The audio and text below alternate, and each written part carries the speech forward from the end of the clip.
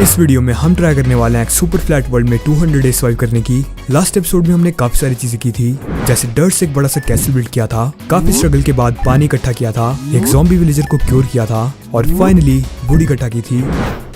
इस वीडियो में भी हमारे कुछ टारगेट्स होने वाले हैं। पहला, एक आयरन का आर्मर बनाना, दूसरा एक घर बनाना और तीसरा इस पूरी जगह को ट्रांसफॉर्म करना।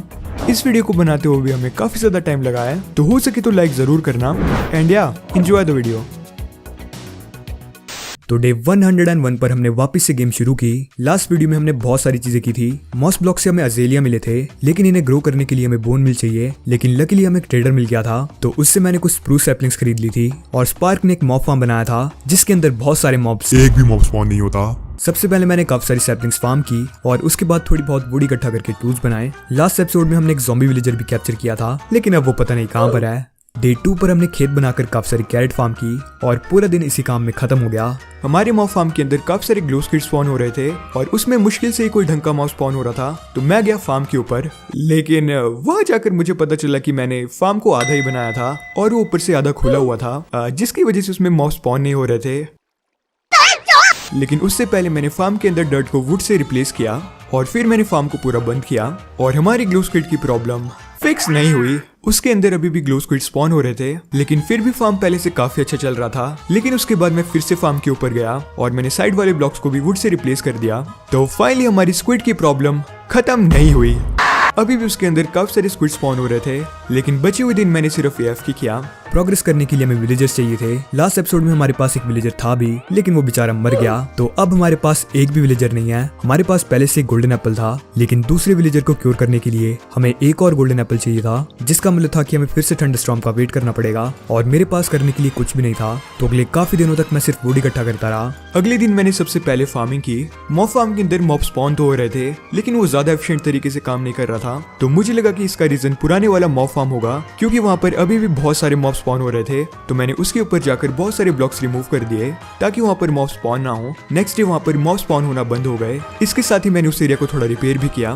फिर मैंने अपने नए वाले मॉब फार्म के ऊपर जाकर AFK किया और अब वो पहले से काफी ज्यादा अच्छा चल रहा था। थोड़ी देर बाद एक विश स्पॉन हुई, तो मैंने उसे बोट में कैप्चर कर दिया। हमारे पास गोल्डन एप्पल भी पड़ा हुआ था, तो अब हमें इंतजार था सिर्फ एक ज़ॉम्बी विलेजर का। इसके साथ ही AFK करते हुए काफी सारी चमत्कारी चीजें भी हुई, लेकिन लकीली मैं जिंदा बच गया। नेक्स्ट डे मैंने सिर्फ मॉब्स को मारा और इसके साथ ही मैंने मॉब फार्म के नीचे वाला हिस्सा वुड से रिप्लेस कर दिया, ताकि अगर कोई क्रीपर फटे भी तो मैं जिंदा बच जाऊं। और उसके बाद हमें फिर से दर्शन दिए ट्रेडर भाई ने, जो कि इस बार सैंड बेच रहे थे, तो मैंने उससे काफी सारी सैंड खरीद ली, जिसका हम पता नहीं क्या करेंगे। उसके बाद मैंने वापस से काम कंटिन्यू किया और तभी थोड़ी देर बाद बारिश शुरू हो गई और फाइनली थंडर्स नहीं आया, वो सिर्फ नॉर्मल बारिश थी।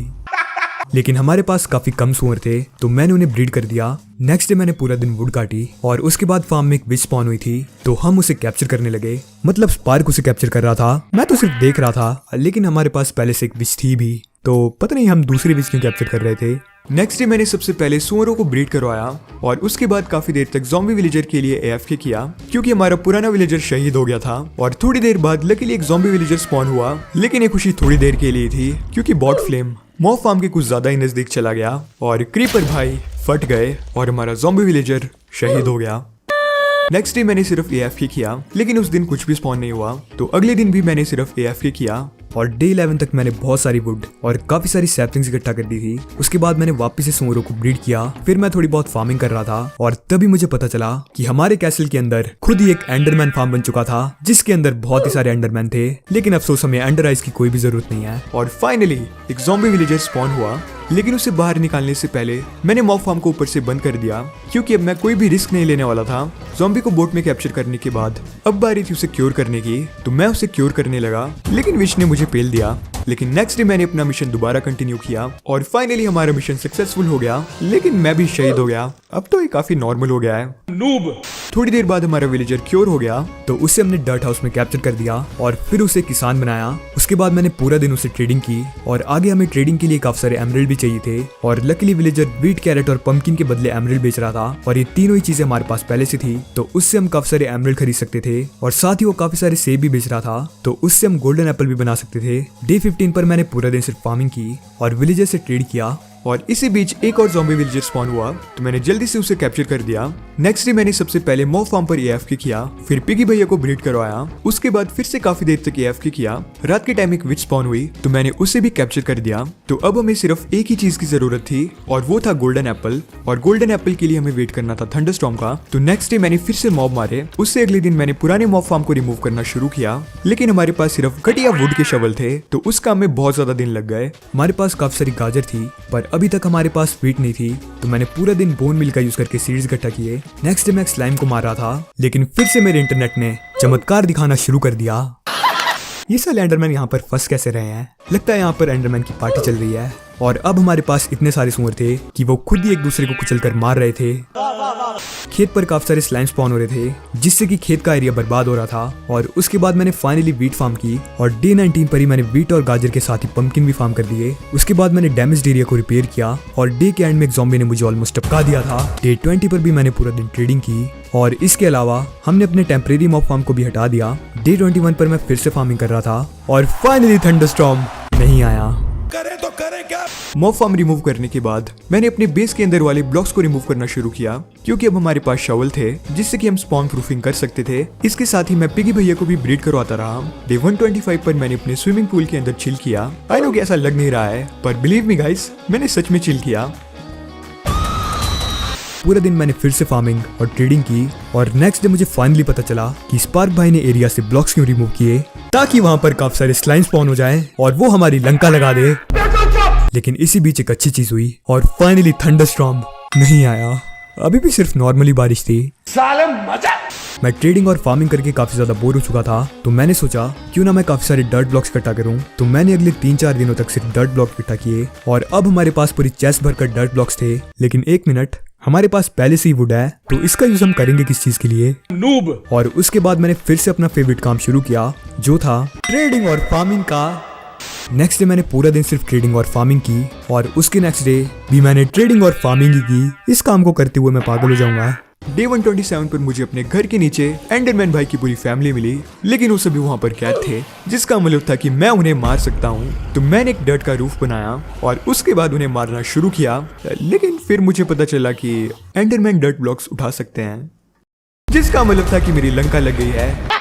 बट लकीली इस बार कुछ नहीं हुआ, क्योंकि उनके हाथ में पहले से ब्लॉक पड़े हुए थे। पर अगली बार ऐसा हुआ तो मैं नहीं बचूंगा, और बचे हुए दिन मैंने फिर से AFK किया। नेक्स्ट डे मैंने फिर से गाजर फार्म की और पिगी भैया को ब्रीड करवाया। लेकिन इन सभी काम से मैं बहुत ज्यादा बोर हो गया था, और हमारे वर्ल्ड में बारिश नहीं हो रही थी। तो अगले काफी दिनों तक, कुछ ज्यादा ही दिनों तक, मैंने अपना फेवरेट काम किया, जो था AFK करना। लेकिन इसके साथ मैंने कुछ और भी जरूरी काम किए, जैसे जानवरों को ब्रीड करवाना और मॉब्स को मारना। अच्छा।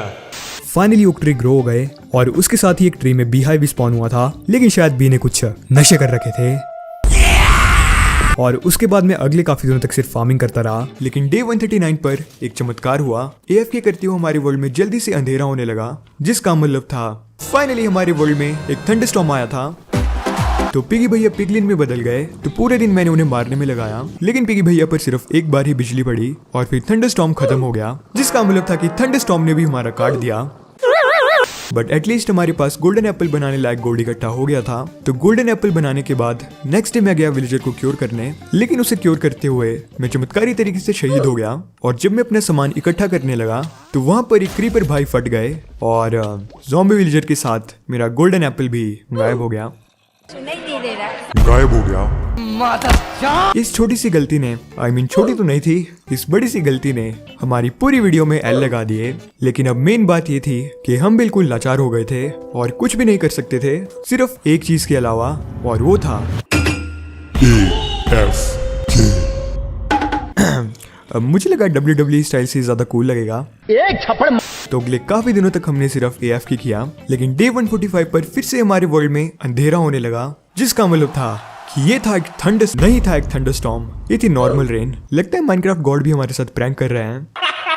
नेक्स्ट डे मुझे फार्मिंग करते हुए ध्यान आया कि हमारे पास कुछ आलू भी थे, और चेस्ट में मुझे 2 आलू मिले। तो मैंने बोन मिल का यूज करके काफी सारे आलू इकट्ठा किए, और सारी फसल के साथ ही उन्हें भी फार्म कर दिया। वैसे तो हमारे पास खाने के लिए काफी सारा सामान है, लेकिन आलू का यूज हम ट्रेडिंग में कर सकते हैं। इसका यूज करके हम ऐसी मशीन बनाएंगे कि एक साइड से आलू डालेंगे और दूसरी साइड से एमरल्ड निकलेगा। मजा आया। और अगले काफी दिनों तक मैंने फिर से फार्मिंग और ट्रेडिंग ही की। वैसे तो हमारे पास काफी सारी वुड थी, लेकिन बिल्डिंग के लिए हमें और वुड चाहिए थी और स्पार्क ने काफी सारा एरिया भी खाली कर रखा था। तो हमारे पास जितनी भी सैपलिंग थी मैंने उस एरिया पर सारी लगा दी और अगले कुछ दिनों तक सिर्फ वुड इकट्ठा करता रहा। लेकिन मैंने इतने सारे पेड़ लगा दिए थे कि वो खत्म होने का नाम ही नहीं ले रहे थे। तो मैंने उस एरिया से सारी सैपलिंग हटा दी क्योंकि हम काफी सारी वुड इकट्ठा कर चुके थे। और इतनी मजदूरी के बाद मैं फाइनली बेड पर सोने के लिए गया, लेकिन तभी अंडर गैंग ने मेरे ऊपर हमला कर दिया और मैं पहली बार इस वर्ल्ड में मारा गया, मतलब इस वीडियो में। अब इन डर्ट हाउसेस का भी कोई काम नहीं था, अब क्या वैसे तो उनका पहले भी कोई काम नहीं था। तो मैंने उन सभी घरों को हटा दिया और डर्ट के कैसल में भी सिर्फ मॉब स्पॉन हो रहे थे। तो अब टाइम था उसे भी रिमूव करने का। कैसल काफी ज्यादा बड़ा था और उसे वुड शवल से रिमूव करते हुए हमें बहुत ज्यादा टाइम लग गया, लेकिन फाइनली काम पूरा हो गया। फिर हमने उस एरिया को स्लाइम प्रूफ किया ताकि वहाँ पर फिर से स्लाइम स्पॉन ना हो। फिर मैं फसल के पास गया और घटिया स्लाइम ने उस जगह को बर्बाद कर दिया था। और इसी तरह किसी दिन मेरा इंटरनेट भी मुझे बर्बाद कर देगा। और अब हमारे पास काफी सारे गाजर, आलू और पंपकिन्स थे और साथ ही हमारे पास 38 एमरल्ड ब्लॉक्स भी थे। तो अब हमें ट्रेडिंग की भी कोई जरूरत नहीं है। शवल के साथ स्पॉन प्रूफिंग करने के बाद भी घर के अंदर बहुत सारे स्लाइम स्पॉन हो रहे थे। तो मैंने ब्लॉक्स को दोबारा प्लेस कर दिया, लेकिन अब काफी सारे दिन भी हो गए थे और इस वर्ल्ड में बिल्कुल भी प्रोग्रेस नहीं हुई थी। लेकिन हमारा टारगेट था इस वर्ल्ड को ट्रांसफॉर्म करना। तो डे 157 पर हमने काम शुरू किया और क्योंकि हमारा बेस बहुत ज्यादा बड़ा था तो इस पर काम करने में बहुत ज्यादा टाइम लग गया।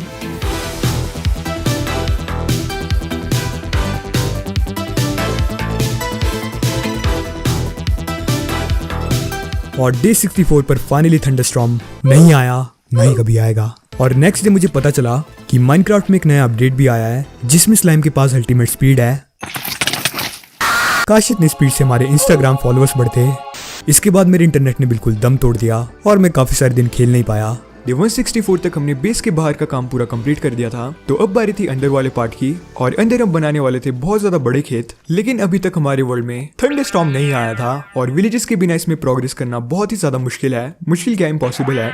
लेकिन हमारे पास छोटे मोटे काम करने के अलावा और कोई ऑप्शन था ही नहीं। वेट अ मिनट, एक ऑप्शन तो अभी भी है। थंडरस्टॉर्म ना आने के बिना हम काफी ज्यादा फ्रस्ट्रेट हो गए थे, लेकिन तभी डे 167 पर हमारे वर्ल्ड में फाइनली एक थंडरस्टॉर्म आया।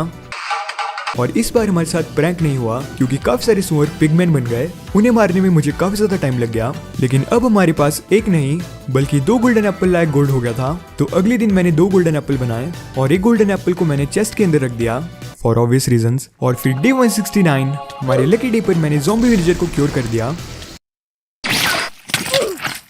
प्लीज कोई हमारे इंटरनेट को भी क्योर कर दो। उस विलेजर को हम अपने टेम्परेरी बेस के अंदर ले गए और उसे एक मछुआरा बनाया क्योंकि हम मछुआरे से कैंप फायर ट्रेड कर सकते थे। कैंप फायर को तोड़कर हमें चारकोल मिलता है, तो उससे हम काफी सारी टॉर्चेस बना सकते थे। लेकिन उस मछुआरे को अपग्रेड करना बहुत ही मुश्किल था क्योंकि उसके लिए हमें स्ट्रिंग और फिश चाहिए थी और हमारे पास दोनों ही चीजें नहीं थी। तो मैंने काफी देर तक फिशिंग की और ट्रेड करता रहा। हमें चाहिए थी काफी सारी स्ट्रिंग और हमारे पास बहुत ही कम स्ट्रिंग थी क्योंकि मैंने सभी स्ट्रिंग का वूल बना दिया था। मॉब फार्म में थोड़ी बहुत स्ट्रिंग पहले से पड़ी हुई थी और थोड़ा बहुत AFK करने के बाद हमारे पास उसे अपग्रेड करने लायक स्ट्रिंग हो गई। तो डे 172 पर मैंने उसे अपग्रेड किया और अब वो फाइनली हमें कैंप फायर बेच रहा था। कैंप फायर तोड़कर हमें मिलने वाला था कोल, जिससे हम बना सकते थे बहुत सारी टॉर्चेस। और सबसे अच्छी बात तो ये थी कि वो कैंप फायर मुझे सिर्फ 1 एमरल्ड के बदले बेच रहा था। और क्योंकि एमरल्ड्स की हमारे पास कोई कमी नहीं थी तो हमने उससे काफी सारी कैंप फायर खरीदी और बेस में टॉर्चेस लगाना शुरू कर दिया। उसके बाद मैंने काफी सारे बेड बनाए और विलेजेस को ब्रीड करवाने के लिए उन्हें कैरेट दी और फिर बच्चा पैदा होने का वेट किया और थोड़ी देर बाद ही फाइनली एक बच्चा पैदा हो भी गया। जल्द ही ये भी हमारी मजदूर की कैटेगरी में शामिल हो जाएगा, लेकिन तब तक मैं इसे आजाद ही रहने दूंगा। फिर मैंने एक स्मिथिंग टेबल बनाया जिससे कि हम विलेजर को टूल स्मिथ की जॉब दे सकते हैं और फिर हम उससे टूल्स खरीद पाएंगे। उसके बाद मैंने पूरा दिन उन्हें ब्रीड करवाया और उनसे ट्रेडिंग की और दिन के एंड तक मजदूरों का परिवार काफी ज्यादा बड़ा हो गया था। और फिर डे 76 पर हमारे बेस में फाइनली आयरन गोलम स्पॉन हुए, जिससे कि हमारा सदियों का कष्ट खत्म हो गया और आयरन टूल्स की हेल्प से काम करना बहुत ही इजी हो गया। इसी बीच एक विलेजर ने एस्केप कर दिया और वो जाकर सुअरों के पास चला गया, जो कि उसके लिए बिल्कुल परफेक्ट जगह थी क्योंकि है तो वो भी एक सुअर ही। शाम तक एक और मजदूर बड़ा हो गया था और वो बन गया था एक टूल स्मिथ। तो मैंने उसे अपग्रेड करने के लिए उससे बहुत सारी स्टोन की पिकेक्स खरीदी। अपग्रेड होने के बाद भी वो टूल्स नहीं बेच रहा था क्योंकि हमें उसे एक और बार अपग्रेड करना था, लेकिन अब उसे अपग्रेड करना बहुत ही ज्यादा मुश्किल था। तो मैंने उसे अपग्रेड नहीं किया क्योंकि अब हमारे आयरन का जुगाड़ हो गया था और वो था आयरन गोलम। थोड़ी देर बाद एक और विलेजर बड़ा हो गया तो उसे भी मैंने टूल स्मिथ बना दिया, लेकिन अपग्रेड करने के बाद वो भी पिछले वाले जैसा ही सेम चीजें बेच रहा था, लेकिन अब बहुत ही सारे आयरन गोलम स्पॉन हो रहे थे। तो अब हमारे पास आयरन का एक अच्छा सोर्स था। नेक्स्ट डे मैंने आयरन के टूल्स बनाए। हमारे एरिया में बहुत ही सारे स्लाइम स्पॉन हो रहे थे, तो मैंने रस्सी की हेल्प से आयरन गोलम को बाहर निकाला और उसे बीच में जाकर रख दिया, और ये तरीका काफी अच्छे से काम कर रहा था। उसके बाद मैंने काफी सारे आयरन गोलम मारे और नेक्स्ट डे तक मेरे पास आर्मर बनाने लायक आयरन इकट्ठा हो गया था। तो मैंने फाइनली अपने लिए आयरन का आर्मर बनाया, लेकिन मैं इतने में नहीं रुकने वाला था। मैं आयरन गोलम को मारता रहा और इसी के साथ मैंने अपने घर में एक और खिड़की बना दी ताकि विलेजर्स की और फट सके और ये ज्यादा रेट में आयरन गोलम स्पॉन करे। अगले काफी दिनों तक मैंने छोटे मोटे काम किए और इसके साथ मैं गोलम को भी मारता रहा, और अब मैं बन चुका था स्पार्क द गोलम स्लेयर। एक छप्पड़ मार दूं। नेक्स्ट डे मैंने आयरन गोलम, स्लाइम और सूअरों को मारा। धीरे धीरे मैं अच्छे आदमी से बुरा आदमी बनता जा रहा हूँ, लेकिन मुझे इसका कोई भी दुख नहीं है। उसके बाद हमने गोलम मारना और टॉर्चेस प्लेस करना कंटिन्यू रखा और finally full iron armour complete कर दिया। और क्योंकि अब हमारे पास विलेजर्स थे तो सूअरों की हमें कोई भी जरूरत नहीं थी, तो हमने उन सभी को टपका दिया। और अब हमारे पास बहुत ही सारे विलेजर थे, लेकिन कोब्बलस्टोन ना होने की वजह से हमारे पास ज्यादा जॉब ऑप्शन नहीं थे। इसके साथ ही हमने भागे हुए विलेजर को दोबारा कैप्चर किया। वैसे तो हम उसे मार देते, लेकिन उससे हमने काफी ज्यादा ट्रेड की थी तो हमारा नुकसान हो जाता, तो इसलिए वो बच गया। उसके बाद मैंने फ्लेम के एरिया सूअरों के एरिया को बंद किया, क्योंकि अब हमें सूअरों की जरूरत नहीं थी। डे 180 पर मैंने फाइनली इस वर्ल्ड में खाना कुक किया। सैडली हम फर्नेस नहीं बना सकते क्योंकि इस वर्ल्ड में स्टोन का कोई भी सोर्स नहीं है, लेकिन एटलीस्ट हम कैंप फायर पर कुक कर सकते हैं। उसके बाद मैंने हॉपर बनाए और अपने मॉब फार्म को पूरा कंप्लीट किया, जिसमें ज्यादा नहीं सिर्फ 180 दिन लगे। टॉर्चेस लगाने के बाद भी बेस के अंदर बहुत सारे स्लाइम स्पॉन हो रहे थे और वो बार बार फसल के एरिया को बर्बाद कर रहे थे, तो मैंने फसल के चारों तरफ फेंस लगाने का सोचा। और इसी बीच फिर से ट्रेडर भाई आए थे जो कि इस बार बेच रहे थे मेलन सीड, तो मैंने उनसे थोड़े बहुत सीड्स खरीद लिए। इसी बीच मैं गोलम को मार रहा था, लेकिन तभी एक स्लैम ने मुझे धक्का दे दिया और गोलम भाई ने मुझे गोलम भैया को मारकर मैं बोर हो गया था, तो मैंने फार्मिंग का काम दोबारा शुरू किया। लेकिन ये कोई छोटा मोटा काम नहीं था, सिर्फ इतने से काम में बहुत सारे दिन लग गए। लेकिन डे 187 पर मैंने एक चमत्कारी चीज देखी। गोलम भाई ने दूसरे गोलम भाई या बहन को प्रपोज किया, लेकिन उसे इग्नोर कर दिया गया। अब समझ आया कि आयरन गोलम भाई इतने दुखी क्यों रहते हैं। काफी दिन तक मजदूरी करने के बाद हमारे खेत का काम पूरा कंप्लीट हो गया, लेकिन अभी भी एक बहुत इंपॉर्टेंट चीज बची हुई थी, और वो था एक घर। 200 दिन होने के बावजूद भी हमारे पास घर भी नहीं है। घर होता तो था, लेकिन हमने उसे रिमूव कर दिया। तो डे 191 पर मैंने घर बनाना शुरू किया।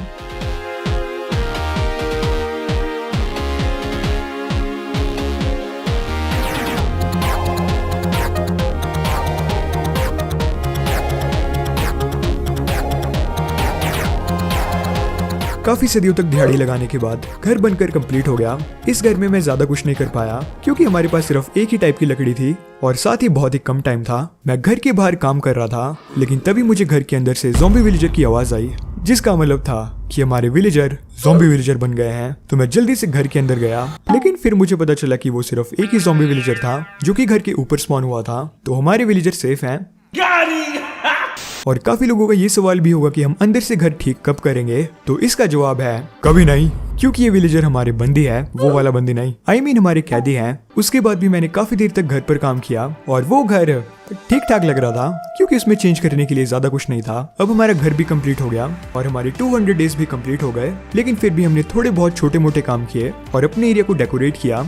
और काफी ज्यादा मेहनत के बाद हमने फाइनली काम पूरा कर दिया। इस काम को पूरा करते हुए हमें 200 दिन से थोड़ा ज्यादा टाइम लग गया, लेकिन फाइनली काम कंप्लीट हो ही गया। तो होपफुली तुमने इस वीडियो को एंजॉय किया होगा, और अगर तुम्हें वीडियो पसंद आई तो वीडियो को लाइक और चैनल को सब्सक्राइब जरूर करना। हम मिलेंगे नेक्स्ट वीडियो में, तब तक के लिए बाय बाय, पीस।